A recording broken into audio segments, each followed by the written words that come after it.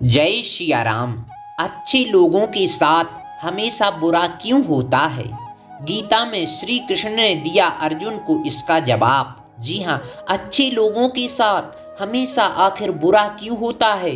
वही जो लोग बुरे कर्म करते हैं और अज्ञान की राह पर होते हैं वो खुशहाल दिखते हैं। श्री कृष्ण ने इसका जवाब गीता में अर्जुन को इस प्रकार दिया है। जी हाँ, इस प्रकार भगवान श्री कृष्ण ने गीता में ज्ञान दिया है।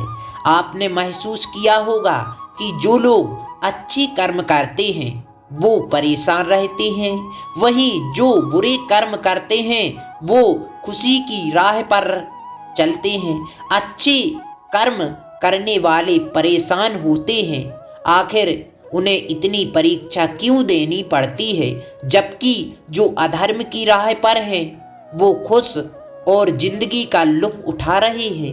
अगर आपके मन में भी ये सवाल आया है तो आज हम आपको इसका जवाब भगवान श्री कृष्ण ने गीता में इस प्रकार दिया है। भगवत गीता में वर्णित कथा के अनुसार जब भी अर्जुन के मन में कोई दुविधा होती थी तो वो श्री कृष्ण के पास पहुंच जाते थे। एक बार की बात है, अर्जुन भगवान श्री कृष्ण के समीप आकर कहा कि वो दुविधा में है। इसका जवाब वो श्री कृष्ण से चाहते हैं। श्री कृष्ण ने कहा, पूछो कि क्या सवाल है?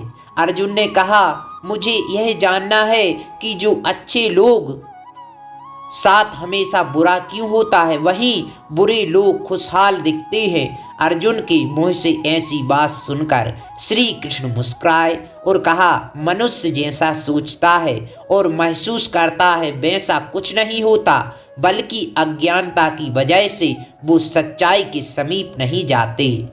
तो अर्जुन का इसका जवाब श्री कृष्ण ने इस प्रकार दिया है। श्री कृष्ण ने अर्जुन से कहा, पार्थ, मैं तुम्हें एक कथा सुनाता हूँ, उसे सुनकर तुम समझ जाओगी कि हर प्राणी के कर्म के हिसाब से ही फल मिलता है।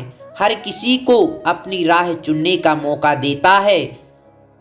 अब मनुष्य की इच्छा पर निर्भर करता है उसे धर्म की राह पर चुननी है या अधर्म की राह चुननी है। श्री कृष्ण ने कहा, एक नगर में दो पुरुष रहते थे। एक व्यापारी था जिसके जीवन में धर्म की बहुत महत्वता थी। वो पूजा पाठ में यकीन रखता था। वह रोज मंदिर जाता था, दान धर्म करता था। और वहीं नगर में एक दूसरा पुरुष था, लेकिन वह विपरीत था। मंदिर प्रतिदिन जाता था, लेकिन मंदिर पूजा पाठ करने नहीं जाता था। वह मंदिर का धन चुराने, जूता चप्पल व मंदिर का कोई भी धन मिले वह चुराने जाता था। समय बीतता गया। एक दिन बहुत जोर से बारिश हुई। इस वजह से मंदिर में पुजारी के अलावा कोई नहीं था। ये बात जब दूसरे पुरुष को पता चली कि आज तो अच्छा मौका है मंदिर का धन चुराने के लिए, जी हाँ, मंदिर की धन चुराने के लिए, तो वह पुरुष मंदिर पहुंच जाता है। मंदिर पहुंच जाता है और सारा धन चुरा लेता है। और दुर्भाग्य की बात है कि वहीं सज्जन पुरुष पहुंच जाता है तो मंदिर का पुजारी उसे चोर समझ लेता है। जो धर्म पूजा पाठ पर विश्वास करता था उसे चोर समझ लेता है और उसकी बहुत पिटाई होती है। जैसे तैसे वह बचकर निकलता है तो आगे उसकी गाड़ी से टक्कर हो जाती है और वह घायल हो जाता है। यह भी दुर्भाग्य की बात है कि जो पूजा पाठ कर रहा है वही पंडित उसको चोर समझ रहे हैं और सबने मिलकर पीटा। और इसके अलावा वह जैसे तैसे बच के निकला तो उसकी गाड़ी से टक्कर हो जाती है और गाड़ी से टक्कर होने के बाद वह घायल हो जाता है और धीरे धीरे रास्ते से चला जाता है। वहीं चोरी करने वाला पुरुष मिलता है और कहता है, आज तो मैं माला माल हो गया, मुझे धन से भली पोटली मिल गई। तो वह कहता है, हे भगवान, मैंने अच्छे कर्म किए हैं इसलिए मेरी यह दुर्दशा और इसने बुरे कर्म किए हैं तो इसके पास धन। लेकिन उसका विश्वास, कुछ समय बीत गया और दोनों की मृत्यु हो गई। और दोनों की मृत्यु हुई तो यमराज के पास दोनों पहुंचे।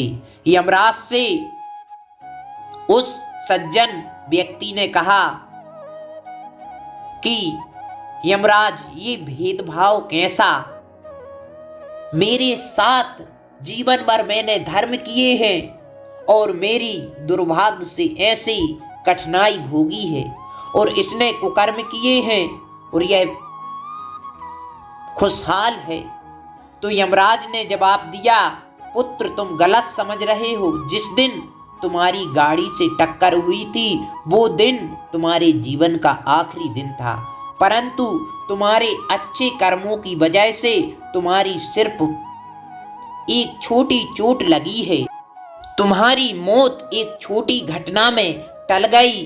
तुम इस दुष्ट व्यक्ति के बारे में जानना चाहते हो। दरअसल इसके भाग्य में राजयोग था, मगर इसके कुकर्म और अधर्म की वजह से वो सिर्फ एक छोटी सी धन की पोटली में बदल गई।